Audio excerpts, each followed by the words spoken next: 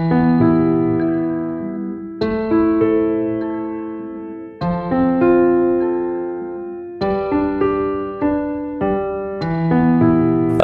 Syekh bin Ahmad Bafaqih radhiyallahu an dilahirkan di kota Sihir pada tahun 1212 Hijriah, anak dari Habib Ahmad Bafaqih dan silsilahnya sampai kepada Nabi Muhammad Rasulullah SAW.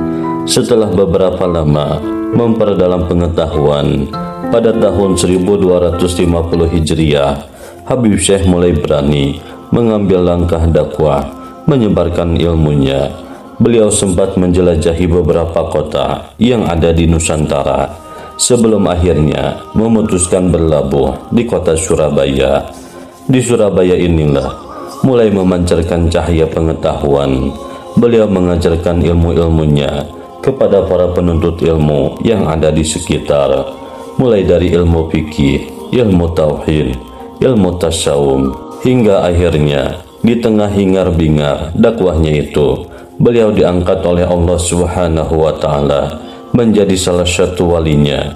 Semenjak itu pula beliau sering terhanyut dalam alam Rabbaniyah dan karomah-karomah yang luar biasa senantiasa mengisi kesehariannya. Sebagaimana seorang sufi, Habib Syekh Bafaqih memiliki kepekaan yang tinggi akan syair-syair sufistik. Beliau begitu menghayati syair-syair gubahan para tokoh sufi, apalagi bila menyandungkan syair itu adalah adiknya sendiri, Said Muhammad Bafaqih, yang bersuara emas.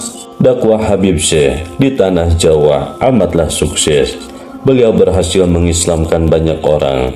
Selain itu, beliau juga berhasil mencetak beberapa ulama. Alhasil, ilmunya benar-benar menyinari belantara Jawa yang masih awam kala itu. Pada suatu ketika, tibalah Habib Syekh di kediaman salah satu pecintanya. Ini bukan kunjungan biasa, akan tetapi kunjungan syarat hikmah. Pasalnya, begitu ketemu Syekh Ben, sang wali menggelontorkan permintaan yang agak ganjil. Aku menginginkan 2 lembar permadani ini, kata Habib Syekh. Sang pecinta terkesiap, bagaimana tidak, yang diminta junjungannya adalah permadani buatan Eropa yang super mahal. Barang itu baru saja dibelinya. Ia amat menyayangi permadani itu hingga ditempatkannya di tempat yang khusus. Begini saja, Anda boleh minta apa saja, asal jangan permadani ini, pinta si pecinta. Tidak, aku tidak menginginkan lainnya. Sang wali bergeming, negosiasi alon, dan akhirnya hati pecinta setengah mencair. Baiklah, kalau begitu Anda boleh mengambil 1 lembar saja. Setelah mendapatkan permintaannya itu, sang wali segera beranjak. Sang pecinta adalah seorang saudagar kaya raya. Sewaktu disambangi sang wali, 2 armada kapal dagangannya tengah berlayar di lautan dengan membawa muatan yang begitu banyak. Sangat nahas mendera. 2 armadanya koyak akibat terjangan gelombang yang begitu besar. Salah satunya terhempas lalu tenggelam, sementara satunya lagi selamat dan berhasil mendarat. Hati saudagar sedikit lega, syukur tidak kedua-duanya tenggelam. Ia memeriksa kapalnya yang selamat itu dengan seksama, dan terpang-panglah pemandangan ajaib di hadapannya. Ya, selembar permadani yang dihadiahkan kepada sang wali telah menambal rapat-rapat bagian yang koyak pada perahunya. Ia terpekur, menyesali perilakunya pada sang wali. Mengapa tidak kuberikan kedua-duanya saja pada waktu itu?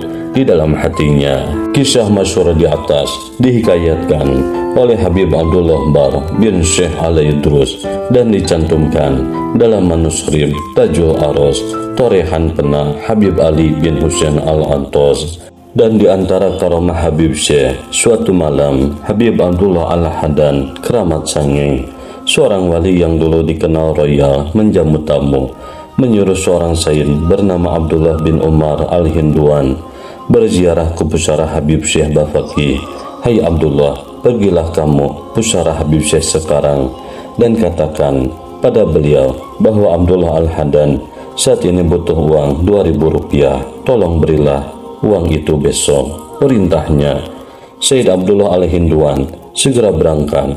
Sesampainya di pusara Habib Syekh, ia membaca ayat-ayat suci dan doa-doa. Kemudian ia membisikkan kalimat yang dipesankan oleh Habib Abdullah. Selang 2 hari kemudian, Sayyid Abdullah Al-Hinduan berjumpa lagi dengan Habib Abdullah. Wali yang sangat dermawan itu nampak berbunga-bunga. Lihat uang ini, aku terima dari Habib Syekh. Seluruhnya sembari menunjukkan segepok pulus pada si Sayyid. Maklum, 2.000 rupiah uang dulu sama nilainya dengan puluhan juta uang sekarang. Kisah hampir serupa juga pernah dialami Kiai Haji Ahmad Kusyairi Pasuruan. Pada suatu ketika beliau butuh dana untuk memasukkan salah satu putranya ke pesantren. Karena sedang tidak pegang uang sama sekali, maka beliau mengajak sang putra ziarah ke makam Habib Syekh bin Ahmad Bafaqih Boto Putih di Surabaya. Selesai membaca Yasin, tahlil dan doa-doa, Ki Haji Ahmad Kusyairi mengadukan masalah keuangannya. Kemudian bersama putranya, beliau keluar dari kubah makan. Ajaib, di luar kubah tiba-tiba banyak orang menyelami Ki Haji Ahmad Kusyairi sembari memberikan sejumlah uang. Beliau diam saja, sementara sang putra kebingungan menyaksikan pemandangan yang tidak lazim di hadapannya. Ketika ditanya putranya mengenai siapa yang memberikan uang itu, Kiai Haji Ahmad Kusyairi menjawab bahwa mereka adalah hartawan yang disuruh Habib Syekh Bafaqih. Di masanya, keulamaan Habib Syekh sulit tertandingi. Pengetahuannya dalam fikih, lughah, tauhid, dan ilmu lainnya sangat dalam, sehingga sewaktu tinggal di Surabaya, beliau menjadi fase yang mengobati dahaga orang-orang yang haus ilmu yang ada di tanah Jawa.